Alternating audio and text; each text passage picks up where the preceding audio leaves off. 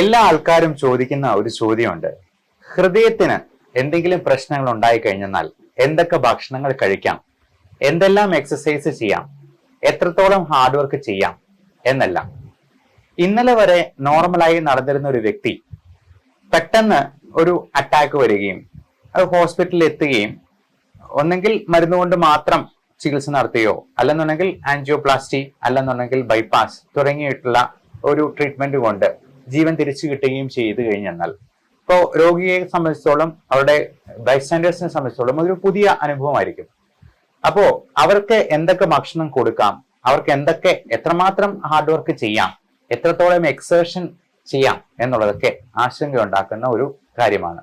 അതുകൊണ്ട് തന്നെ മെഡിക്കൽ പ്രൊഫഷനുള്ള ആൾക്കാര് നിങ്ങളെ സഹായിക്കേണ്ട ആവശ്യകത വളരെ വളരെ ഇമ്പോർട്ടന്റ് ആണ്. അപ്പോ പലരുടെയും കേട്ടറിവുകൾ വെച്ചിട്ട് നമ്മൾ ചികിത്സ നടത്താൻ പോകരുത്. ആവശ്യമില്ലാതെയുള്ള ഉപദേശങ്ങൾ നമ്മൾ സ്വീകരിക്കരുത്.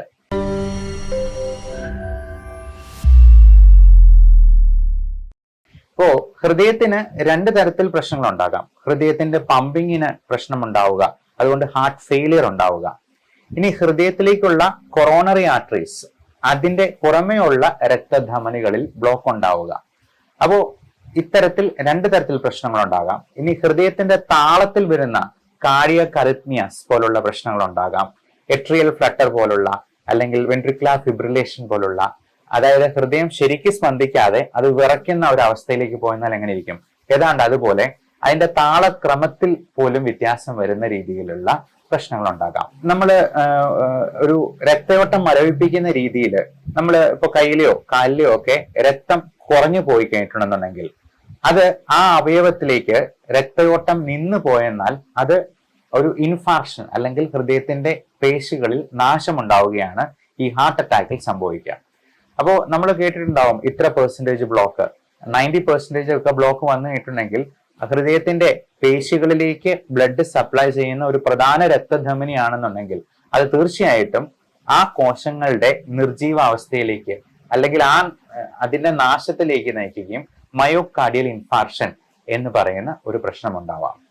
അപ്പൊ മിക്കവാറും ആൾക്കാരൊക്കെ ഇതുപോലെ നെഞ്ചുവേദനയൊക്കെ വന്നാലും അത് ഗ്യാസ് ആണ്, അല്ലെന്നുണ്ടെങ്കിൽ എന്തെങ്കിലും മസിൽ പിടുത്തമാണ്, അല്ലെങ്കിൽ തോളുവേദനയാണ്, അത് ബാക്ക് പെയിൻ ആണ്, ഡിസ്കിന്റെ പ്രശ്നമാണ് എന്നൊക്കെ പറഞ്ഞ് ഗ്യാസിന് മരുന്ന് കുടിക്കുകയോ ഇഞ്ചിയിട്ട് വെള്ളം തിളപ്പിച്ച് കുടിക്കുകയോ ഒക്കെ ചെയ്ത് രാത്രി മുഴുവൻ അവര് വെയിറ്റ് ചെയ്ത് ചിലപ്പോ ഒരു തരത്തിലും രക്ഷയില്ലാന്ന് കാണുമ്പോഴാണ് അവര് മിക്കവാറും ഹോസ്പിറ്റലിൽ വരിക. എന്നാൽ നമ്മൾ പ്രത്യേകം ഓർക്കുക, ഇതിനൊരു ഗോൾഡൻ ടൈം പീരീഡ് ഉണ്ട്. നമ്മൾ ഇത്ര മിനിറ്റിനുള്ളിൽ ആശുപത്രിയിൽ എത്തിച്ച് അത് ECG എടുത്ത് നോക്കുക, ട്രോപ്പൈ പോലുള്ള കാർഡിയാക് എൻസൈംസിന്റെ അളവ് നോക്കുക, ആവശ്യമുണ്ടെങ്കിൽ എക്കോ ടെസ്റ്റ് ചെയ്ത് നോക്കുക. ഇനി അതിന്റെ ബ്ലോക്ക് ഉണ്ടോ, എത്ര ശതമാനം ബ്ലോക്ക് ഉണ്ട്, എത്ര നമ്പർ ഓഫ് ബ്ലോക്സ് ഉണ്ട് എന്നെല്ലാം അറിയാനായിട്ടാണ് ആൻജിയോഗ്രാം എന്ന് പറയുന്ന ടെസ്റ്റ് ചെയ്യുന്നത്. അപ്പോൾ തീർച്ചയായിട്ടും ഇന്റർവെൻഷണൽ കാർഡിയോളജി ഡിപ്പാർട്ട്മെന്റ് ഉള്ള ഒരു ഹോസ്പിറ്റലിൽ എത്രയും വേഗം എത്തിക്കുകയും ഈ ടെസ്റ്റുകൾ ചെയ്തു നോക്കുകയും, ഇപ്പൊ നമുക്ക് തുടക്കത്തിൽ ECGയും ട്രോപ്പയും പോലുള്ള ടെസ്റ്റുകൾ ഏതെങ്കിലും ഒരു ഹോസ്പിറ്റലിൽ അടുത്തുള്ള ലാബിലോ പോയി ചെയ്യാവുന്നതാണ്. ഒരു ഡോക്ടറെ കണ്ട് അത് തീരുമാനിച്ചതിന് ശേഷം അങ്ങനെ എന്തെങ്കിലും പ്രശ്നം ഉണ്ടോ എന്ന് നോക്കിയതിന് ശേഷം അതിന് വേണ്ട പരിശോധനകൾ നടത്തി അതിന് ഉടനടി ട്രീറ്റ്മെന്റ് ചെയ്യുന്നാൽ നമുക്ക് ജീവൻ രക്ഷിക്കാൻ കഴിഞ്ഞേക്കും. അല്ല എങ്കിൽ ഹാർട്ട് അറ്റാക്ക് വന്നു കഴിഞ്ഞിട്ട് നമുക്ക് ഒരിക്കലും ഹൃദയം നല്ല അവസ്ഥയിലേക്ക് തിരിച്ചു വരാൻ പറ്റില്ല. ഹൃദയം മുടന്തി നടക്കുന്നത് പോലെ അതിന്റെ ആ ഇൻഫാക്ഷൻ സംഭവിച്ചു കഴിഞ്ഞാൽ പ്രശ്നമുണ്ടാകും. അപ്പോ നമ്മൾ ഇതിന് ശേഷം ഈ ട്രീറ്റ്മെന്റ് ഒക്കെ കഴിഞ്ഞ് അപ്പോൾ ആരോഗ്യാവസ്ഥയിലേക്ക് തിരിച്ചു വന്നു കഴിഞ്ഞതിന് ശേഷം നമ്മൾ ഗൂഗിളിലോ വാട്സാപ്പ് മെസ്സേജിലോ കിട്ടുന്ന തെറ്റായ അറിവുകളോ ഉപദേശങ്ങളോ, 10ാം ക്ലാസ് പോലും പാസ്സാകാത്ത ആൾക്കാരാണെങ്കിലും ഉപദേശത്തിന് ഫ്രീ ആയിട്ട് കൊടുക്കുന്ന കാരണം അതിന് യാതൊരു കുറവുണ്ടാവില്ല. അപ്പോ ഭക്ഷണത്തിലും മരുന്നിലും നമ്മൾ ഒരു തരത്തിലും വിട്ടുവീഴ്ച ഉണ്ടാകരുത്. പലപ്പോഴും സംഭവിക്കുന്നത് ഈ ബ്ലഡ് തിന്നേഴ്സ്, എക്കോസ്പ്രിൻ, ക്ലോപ്പിഡോഗ്രൽ, അട്രോസ്റ്റാറ്റിൻ ഒക്കെയുള്ള മരുന്നുകൾ കുറച്ച് നാൾ കഴിച്ചു കഴിഞ്ഞിട്ട് അവര് തന്നെ അങ്ങ് സ്റ്റോപ്പ് ചെയ്യും, അതെല്ലാം കിഡ്നി അഫക്ട് ചെയ്യുമോ എന്ന് വിചാരിച്ചിട്ട്. വാസ്തവത്തിൽ നമ്മൾ ഇങ്ങനെ ബ്ലോക്ക് ഉണ്ടായിട്ടുള്ള ഒരാള് ഒരു കാരണവശാലും അത് ഡോക്ടറോട് ചോദിച്ചിട്ടല്ലാതെ നിർത്താൻ പാടില്ല എന്നുള്ളതാണ്. കാരണം ഇവർക്ക് വീണ്ടും ബ്ലോക്ക് ഉണ്ടാകാനുള്ള സാധ്യത വളരെ വളരെ കൂടുതലാണ്. അതുപോലെ ഭക്ഷണത്തിൽ ഉള്ള പ്രത്യേകതകൾ നമ്മൾ നിഷ്കർഷകൾ വെക്കേണ്ടത് മെയിനായിട്ടും ഉപ്പിന്റെ അളവ് പരമാവധി നമ്മൾ കുറച്ച് ഉപയോഗിക്കുക എന്നുള്ളതാണ്. പ്രത്യേകിച്ചും BP, കൊളസ്ട്രോൾ പോലുള്ള പ്രശ്നങ്ങൾ ഉണ്ടാക്കാതെ അത് നിയന്ത്രിച്ച് നിർത്താനായിട്ട് നമ്മൾ തീർച്ചയായിട്ടും BP-യുടെയും കൊളസ്ട്രോളിന്റെയും മരുന്നുകൾ കൃത്യമായിട്ട് കഴിക്കുകയും വേണം. ഉപ്പിന്റെ അളവ് അത് ഇത്ര ഗ്രാം കുറച്ചെന്നാൽ പോലും കൃത്യമായിട്ട് BP-യിൽ കൺട്രോൾ വരാം എന്നുള്ളതാണ്. അതുപോലെ പൊട്ടാസ്യത്തിന്റെ അളവ് ഒത്തിരി കൂടിപ്പോയെന്നാൽ കാർഡിയാക് റിതം അബ്നോർമാലിറ്റീസ് ഉണ്ടാകും, അറിത്മിയാസ് ഉണ്ടാകും. പൊട്ടാസ്യം കൂടിപ്പോയി കഴിഞ്ഞാൽ ഇപ്പൊ നമ്മുടെ നാട്ടിലൊക്കെ ഒരു സ്ഥിരം കാഴ്ചയാണ്, ക്ഷീണം വന്നു കഴിഞ്ഞാൽ ഉടനെ തന്നെ കരിക്കും വെള്ളം കൊടുക്കും. കരിക്കും വെള്ളം നല്ലതാണ്, ഒരുപാട് പോഷക സമൃദ്ധമാണ്, പക്ഷെ അതിൽ ഒരുപാട് പൊട്ടാസ്യം അടങ്ങിയിട്ടുണ്ട്. അപ്പൊ കിഡ്നിക്ക് പ്രശ്നമുള്ളവരോ ഹാർട്ടിന് പ്രശ്നമുള്ളവരോ ഒക്കെ 2-3 കരിക്ക് ഒരുമിച്ച് കുടിച്ചെന്നാൽ തന്നെ പൊട്ടാസ്യത്തിന്റെ അളവ് കൂടുകയും കാർഡിയാക് അറിത്മിയാസ് ഉണ്ടാക്കുകയും ചെയ്യും. അപ്പോ ഓരോ സ്ഥലത്തിലെയും ഭക്ഷണ രീതികൾ നമ്മൾ അതാത് സ്ഥലത്തെ രോഗികളോട് അവരുടെ ഭാഷയിൽ തന്നെ പറഞ്ഞു കൊടുക്കേണ്ടതായിട്ട് വരും.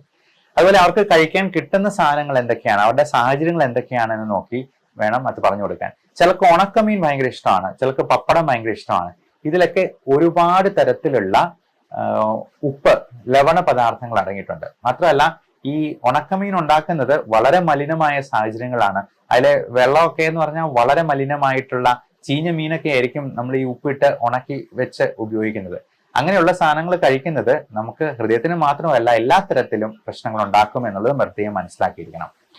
അതേപോലെ തന്നെ നമ്മൾ ഈ ധാന്യാഹാരങ്ങൾ കഴിക്കുമ്പോൾ എപ്പോഴും നല്ല പോളിഷ്ഡ് ആയിട്ടുള്ള റൈസ് കഴിക്കുന്നതിന് പകരം നല്ല രീതിയിൽ തവിടടങ്ങിയിട്ടുള്ള പാലക്കാടൻ മട്ട പോലുള്ള ചുവന്ന അരി കഴിക്കാനായിട്ട് നോക്കുക.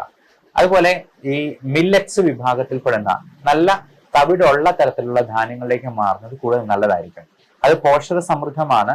ഇപ്പൊ മില്ലറ്റ്സ് വിഭാഗത്തിൽപ്പെടുന്ന റാഗി, ചോളം തുടങ്ങിയ തിന പോലുള്ളതൊക്കെ നമ്മൾ അത് പക്ഷികൾക്ക് കൊടുക്കുന്നതൊക്കെയാണെന്ന് പറഞ്ഞ് കളിയാക്കും. പക്ഷെ ഇന്ന് എല്ലാവർക്കും അറിയാം വളരെ പോഷക സമൃദ്ധമായിട്ടുള്ള മില്ലറ്റ്സ് നമുക്ക് അത് സ്നാക്സ് ആയിട്ടുള്ള ബിസ്ക്കറ്റ് ആയിട്ടുള്ള രൂപത്തിൽ വേണമെങ്കിലും കിട്ടും. അതുപോലെ ഫൈബർ കണ്ടന്റ് നല്ല കൂടുതലാക്കാൻ വേണ്ടി ഇപ്പോ നല്ല പച്ചക്കറികളും പഴങ്ങളും അധികം മധുരമില്ലാത്ത ഫ്രക്ടോസ് കണ്ടന്റ് ഒരുപാട് നമ്മൾ കൂടിയുള്ള ഫ്രൂട്ട്സ് കഴിക്കുമ്പോഴത്തേക്കും ഷുഗർ കൂടാനുള്ള സാധ്യതയുണ്ട്. ഡയബറ്റിസ് എന്ന് പറയുന്നത് അതുകൊണ്ട് തന്നെ അറ്റാക്കിന്റെ റിസ്ക് 5 times എങ്കിലും കൂടുകയാണ് ചെയ്യുന്നത്. അപ്പോൾ പ്രമേഹവും BP-യും കൊളസ്ട്രോളും ഒക്കെ നല്ല കൃത്യമായ കൺട്രോളിൽ കൊണ്ടുവരാനായിട്ട് ശ്രദ്ധിക്കുക. വറുത്തത് പൊരിച്ചത് പരമാവധി ഒഴിവാക്കുക. ഇനി ഷാലോ ഫ്രൈ ആയിട്ടുള്ളതാണെങ്കിലും പിന്നെയും കുഴപ്പമില്ല. ഡീപ് ഫ്രൈ ആയിട്ടുള്ള മുക്കി പൊരിച്ചിട്ടുള്ള സാധനങ്ങൾ, നമ്മൾ മീനൊക്കെ മുക്കി പൊരിച്ചിട്ടുള്ള സാധനങ്ങൾ കഴിക്കുക, പഴംപൊരി പോലുള്ള സാധനങ്ങൾ, വട, ഇതെല്ലാം ഒരുപാട് നല്ല തരത്തിലുള്ള എണ്ണ അബ്സോർബ് ചെയ്തിട്ടുള്ളതാണ്. അത് ഒരുപാട് കാലറി കൂട്ടുകയും അത് തന്നെ നമുക്ക് ഒത്തിരി പ്രശ്നങ്ങൾ ഉണ്ടാക്കുകയും ചെയ്യും. അതുപോലെ പാലിന്റെ ഉപയോഗം, നമ്മൾ ഒരുപാട് തരത്തിൽ പാല് അലർജി ഉണ്ടാക്കുന്നവരുണ്ട്. ലാക്ടോസ് ഇൻടോളറൻസ് ഒരുപാട് പേർക്കുണ്ട്. നമുക്കറിയാം പശുക്കുട്ടി തന്നെ ഒരു പ്രായം കഴിഞ്ഞിട്ട് അമ്മയുടെ അടുത്ത് പാല് കുടിക്കാൻ ചെന്നിട്ടുണ്ടെങ്കിൽ പശു തൊഴിച്ചു വിടും. അപ്പോ നമ്മള് ജീവിതാവസാനം വരെ പാല് കുടിച്ച് ജീവിക്കുന്ന ഒരേ ഒരു ജീവി മനുഷ്യൻ മാത്രമാണെന്ന് പറയാം. അതുപോലെ മലശോധന നല്ല കൃത്യമായിട്ടായിരിക്കാൻ നല്ലൊരു പച്ചക്കറികളും പഴങ്ങളും കഴിക്കുക. നമ്മള് രാവിലെ എണീക്കുമ്പോ തന്നെ കടുപ്പത്തില് നല്ല മധുരവും പാലും ഒക്കെ ഇട്ട് കാപ്പി കുടിക്കുന്നതിന് പകരം, ചായ കുടിക്കുന്നതിന് പകരം ആദ്യമേ തന്നെ 3 ഗ്ലാസ് ചെറു ചൂടുവെള്ളം കുടിക്കുക. നമ്മൾ ഒരുപാട് കോൺസ്റ്റിപ്പേറ്റ് ചെയ്യുമ്പോൾ, ഒരുപാട് മലം പോകാനായിട്ട് സ്ട്രെയിൻ ചെയ്യുമ്പോൾ അത് തന്നെ ഹൃദയത്തിന് പോലും പ്രശ്നങ്ങൾ ഉണ്ടാക്കുന്നുണ്ട്. അപ്പൊ പലപ്പോഴും നമ്മൾ പറയാ യൂറോപ്യൻ ടോയ്ലറ്റിനേക്കാൾ നല്ലത് ഇന്ത്യൻ ടോയ്ലറ്റ് ആണെന്നുള്ളതാണ്. അല്ലെങ്കിൽ ഇഷ്ടിക വെച്ചിട്ട് കാലൊന്ന് പൊക്കി വെക്കാൻ പാകത്തിന് നമ്മളുള്ള സൗകര്യം പ്രായമായവർക്കൊക്കെ ചെയ്തു കൊടുക്കുക.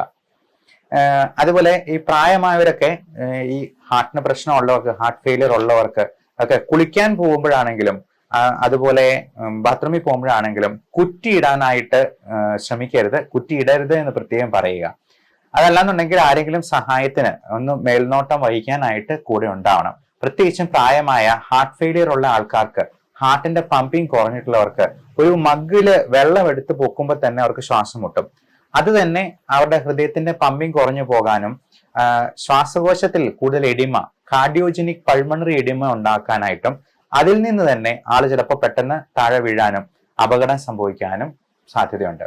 അപ്പോൾ ഇങ്ങനെയുള്ളവരൊക്കെ വീണ് ഒന്ന് എല്ലി ഒടിഞ്ഞെന്നാൽ പോലും അത് ബെഡ് റിഡൺ ആയി പോകാനും ബെഡ് സോഴ്സ് ഉണ്ടാകാനും അത് തന്നെ അവരുടെ മരണ കാരണമാകാനും പോലും സാധ്യതയുണ്ട്. അതുകൊണ്ട് പ്രായമായവരൊക്കെ ബാത്റൂമിൽ പോകുമ്പോഴേക്കും നമ്മൾ പിടിച്ചു നിൽക്കാനായിട്ട് നല്ല ഒരു സ്റ്റാൻഡ് അല്ലെന്നുണ്ടെങ്കിൽ കൈപ്പിടി കൊടുക്കുക.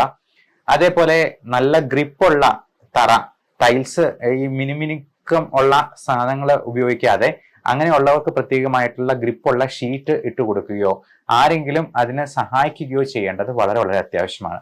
അതുപോലെ കുളിക്കുമ്പോഴാണെങ്കിലും ഒരു പ്ലാസ്റ്റിക് കസേര ഇട്ട് ഇരുന്നുകൊണ്ട് കുളിക്കാനായിട്ട് ശ്രദ്ധിക്കുക. നമ്മൾ ടോയ്ലറ്റിൽ പോകുമ്പോഴാണെന്നുണ്ടെങ്കിലും ഒരാളെ സഹായിക്കാനായിട്ട് നിന്ന് കൊടുക്കുക. നമ്മൾ ഒറ്റ കൈ കാലയിൽ ബാലൻസ് ചെയ്തുകൊണ്ട് അടിവസ്ത്രം ഇടാനായിട്ടോ അല്ലെങ്കിൽ നമ്മൾ ഡ്രസ്സ് ഇടാനായിട്ടോ ഒക്കെ ശ്രമിക്കരുത്. അങ്ങനെ ചെയ്യുമ്പോഴത്തേക്കും ബാലൻസ് തെറ്റി താഴെ വിടാനുള്ള സാധ്യതയുണ്ട്. അപ്പൊ ഇങ്ങനെയുള്ളവർക്കൊക്കെ ഇപ്പൊ നമ്മൾ 6ഉം 60ഉം ഒരുപോലെ എന്ന് പറയുന്നത് പോലെ നമ്മൾ ഇത്രയും പ്രായമായവരെ നമ്മളൊരു കൊച്ചുകുട്ടിയെ പോലെ തന്നെ പരിചരിക്കണം എന്നുള്ളതാണ്. അവര് ഇപ്പം സോപ്പ് തറയിലുണ്ടെങ്കിലോ അല്ലെന്നുണ്ടെങ്കിൽ ഒന്ന് ബാലൻസ് തെറ്റിപ്പോയെന്നാലോ താഴെ വീഴും. താഴെ വീണെന്നാൽ ഉറപ്പായിട്ടും ഒരു ഫ്രാക്ചർ ഉണ്ടാകും. ഒരു ലോങ് ബോൺ ഫ്രാക്ചർ ഉണ്ടായെന്നാൽ ഉറപ്പായിട്ടും അത് മരണത്തിലേക്ക് നീളാനായിട്ടുള്ള എല്ലാ സാധ്യതകളും ഉണ്ട്. കാരണം അത് ബെഡ് റിഡൻ ആയിട്ട് അത് പിന്നെ ബെഡ് സോർ ആകും, അതിന്റെ കോംപ്ലിക്കേഷൻ ഉണ്ടാകും, തുടങ്ങിയവ എല്ലാം കൊണ്ട് ഈ പറഞ്ഞ കോംപ്ലിക്കേഷൻസ് ഉണ്ടാകാം. അതുപോലെ ബൈപ്പാസ് സർജറി കഴിഞ്ഞവർക്ക്, ആൻജിയോപ്ലാസ്റ്റി കഴിഞ്ഞവർക്ക്, ഇപ്പം ICU വെന്റിലേറ്ററിലൊക്കെ കിടക്കേണ്ടി വന്നിട്ടുള്ളവർക്ക് ഫിസിയോതെറാപ്പിയും ഇതിന്റെ റീഹാബിലിറ്റേഷൻ പ്രൊസീജിയറും വളരെ വളരെ പ്രധാനമാണ്. ഇപ്പം എല്ലാവർക്കും സംശയമാണ് എപ്പോഴാണ് ഇനി ജോലിക്ക് പോകാൻ പറ്റുക എന്നുള്ളത്. 50-60 വയസ്സൊക്കെ കഴിഞ്ഞിട്ടുള്ളവർക്ക് ഇപ്പം ആൻജിയോപ്ലാസ്റ്റി കഴിഞ്ഞാൽ 2 ദിവസം കഴിയുമ്പോൾ തന്നെ ഡിസ്ചാർജ് ചെയ്യും. പക്ഷേ നമ്മൾ ആൻജിയോപ്ലാസ്റ്റി കഴിഞ്ഞിട്ടും നമ്മൾ കുറച്ച് ആഴ്ചകൾ കഴിയുന്നത് വരെയെങ്കിലും നമ്മൾ അത് ആ റീഹാബിലിറ്റേഷൻ പ്രൊസീജിയറും എല്ലാം കറക്റ്റായിട്ട് നടത്തുകയും ശാസ്ത്രീയമായിട്ടുള്ള നിർദ്ദേശം അനുസരിച്ച് അതിനുള്ള എക്സസൈസുകൾ പതിയെ പതിയെ നടത്തുക. അത് നടക്കുന്ന ജോലികൾ പിന്നെ അതിനുശേഷം സ്റ്റെപ്പ് പതുക്കെ കയറുക, ലളിതമായ വ്യായാമങ്ങളിൽ നിന്ന് തുടങ്ങുക. അങ്ങനെ അത് റൊട്ടീനായിട്ട് അത് ചെയ്ത് പതിയെ പതിയെ കൂട്ടിക്കൊണ്ടുവന്ന് പഴയ ആരോഗ്യത്തിലേക്കും ജീവിതത്തിലേക്കും തിരിച്ചു പോകാനായിട്ട് നമുക്ക് ശ്രമിക്കാം. സാധാരണക്കാരന് മനസ്സിലാവുന്ന ഭാഷയിൽ തന്നെ അത് പറഞ്ഞു കൊടുത്ത് രോഗിയുടെ ബൈസ്റ്റാൻഡേഴ്സും കൃത്യമായിട്ട് കൂടെ നിന്ന് അത് ചെയ്യുക. പിന്നെ ഇതുപോലുള്ള ഇൽനെസ് ഒക്കെ ഒരുപാട് ഡിപ്രസിംഗ് ആണ്. ഈ മെന്റൽ സ്ട്രെസ് കൂടുന്നത് തന്നെ അപ്പൊ ആൾക്ക് ജോലിക്ക് പോകാൻ പറ്റുന്നില്ല, എന്തെങ്കിലും കടബാധ്യതകളോ EMI അടയ്ക്കാനോ ഒക്കെ ഉണ്ടെന്നുണ്ടെങ്കിൽ ജോലിക്ക് പോകാൻ പറ്റാത്തതിന്റെ ടെൻഷൻ ഒരു ഭാഗത്ത്, പൈസ ചിലവാകുന്നു എന്നുള്ളതിന്റെ വേറൊരു ടെൻഷൻ, പിന്നെ ഉറക്കമില്ലായ്മ, മരുന്നുകളൊക്കെ കഴിക്കേണ്ടി വരുന്നു എന്നുള്ളതിന്റെ ഒരു ഡിപ്രഷൻ വേറെ. അപ്പോൾ ഇങ്ങനെയുള്ള കാര്യങ്ങളൊക്കെ കൊണ്ട് തന്നെ ഈ സ്ട്രെസ് ഫാക്ടർ കൂട്ടുകയും ഇത് ഓക്സിഡേറ്റീവ് സ്ട്രെസ് തന്നെ ഫ്രീ റാഡിക്കൽസിന്റെ പ്രവർത്തനം ഉണ്ടാക്കുകയും അത് തന്നെ കൂടുതൽ BP-യും ഷുഗറും കൊളസ്ട്രോളും ഒക്കെ കൂടാനും വീണ്ടും അറ്റാക്ക് ഉണ്ടാകാനും ഒക്കെ കാരണമാകാറുണ്ട്. അതുകൊണ്ട് ഇങ്ങനെ മെന്റൽ സ്ട്രെസ് ഉണ്ടാകുമെന്ന് കണ്ടറിഞ്ഞ് അവർക്ക് ഇച്ചിരി ദേഷ്യമൊക്കെ കൂടുതലായിരിക്കും, അഡ്ജസ്റ്റ് ചെയ്യാനൊക്കെ ഇച്ചിരി ബുദ്ധിമുട്ടായിരിക്കും. അപ്പൊ അത് കണ്ടറിഞ്ഞ് പെരുമാറുക എന്നുള്ളത് കുടുംബത്തിലെ മറ്റ് അംഗങ്ങളുടെയും ഉത്തരവാദിത്തമാണ്. അവരുടെയും കൂടെ സഹകരണം ഉണ്ടെങ്കിലേ നമുക്ക് രോഗിയെ പൂർണ്ണ ആരോഗ്യത്തിലേക്ക് തിരിച്ചു കൊണ്ടുവരാനായിട്ട് കഴിയുള്ളൂ. അപ്പോൾ ഇങ്ങനെയുള്ള ഹൃദയത്തിന്റെയും ശ്വാസകോശത്തിന്റെയും functioning, heart and lungs are made for each other എന്നാണ് പറയാ. ഇതിന് രണ്ടിന്റെയും പ്രവർത്തനം ഒരുമിച്ച് വന്നാൽ മാത്രമേ നമുക്ക് നല്ല രീതിയിൽ ഡെയിലി ആക്ടിവിറ്റീസ് ചെയ്യാൻ പറ്റുള്ളൂ. അതുപോലെ ഹൃദയത്തിന് ഒരു പ്രശ്നം വന്നാൽ അത് ശ്വാസകോശത്തെ അഫക്ട് ചെയ്യും. കാർഡിയോജനിക് പൾമണറി എഡിമ എന്ന് പറയുന്നത് അത് തന്നെയാണ്. അപ്പം ഭാര്യ ഭർത്താക്കന്മാരെ പോലെ മെയ്ഡ് ഫോർ ഈച്ച് ആയിട്ടുള്ള ഈ 2 അവയവങ്ങളെയും നമ്മൾ വളരെയധികം കരുതലോടെ നമ്മൾ കാത്തു സൂക്ഷിക്കണം. അല്ല എന്നുണ്ടെന്നുണ്ടെങ്കിൽ ഒരെണ്ണം പ്രവർത്തനം നിർത്തിയെന്നാൽ മറ്റേതിനെയും കാലക്രമേണ അത് അഫക്ട് ചെയ്യും. മരണം സംഭവിക്കുന്നതിന്റെ പ്രൈമറി കോസ് 90% ഡെത്തും കാർഡിയോ പൾമണറി അറസ്റ്റ് കൊണ്ടാണ്. ബാക്കി 10% മാത്രമാണ് ബ്രെയിൻ ഡെത്ത് കൊണ്ടുണ്ടാകുന്നത്. ബ്രെയിൻ ഡെത്ത് സംഭവിച്ചിട്ടുള്ള ഓർഗൻസ് ആണ് നമ്മൾ ഡൊണേറ്റ് ചെയ്യാനായിട്ട് ഓർഗൻ ട്രാൻസ്പ്ലാന്റേഷന് വേണ്ടി ഉപയോഗിക്കുക. 90% കാർഡിയോ പൾമണറി അറസ്റ്റ് എന്നുള്ളതാണ് പ്രൈമറി കോസ് ഓഫ് ഡെത്ത് ആയിട്ട് ഡോക്ടർമാരാണെങ്കിലും ഡെത്ത് സർട്ടിഫിക്കറ്റിൽ എഴുതുക. അപ്പോൾ ഇതിന്റെ 2 അവയവങ്ങളുടെയും ആരോഗ്യം സംരക്ഷിച്ച് നിർത്തുക. Health is a biggest luxury in life. എല്ലാവർക്കും നല്ല ആരോഗ്യം ഉണ്ടാവട്ടെ. Love and regards doctor Bipin Jose, Pulma medical centre, Pala, Kanjirappally and Sultan Bathery.